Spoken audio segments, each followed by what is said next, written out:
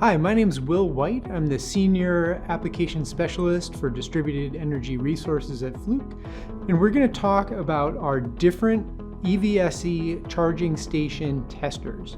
The FEV100 is a test adapter. It will send a control pilot signal to the charging station to turn it on, and then you can use other tools with the FEV100 to do your testing, things like multimeters, insulation resistance testers, and scope meters. The FEV150, also designed for level 2 AC chargers, will send that control pilot signal to the AC charger, but it's got a lot of the other test tools built into the FEV150. So we can do things like voltage measurements, current measurements. It has a built-in scope meter. It also has the ability to save data and report out later. The other tool we have is the FEV100. This is for level 3 DC fast chargers.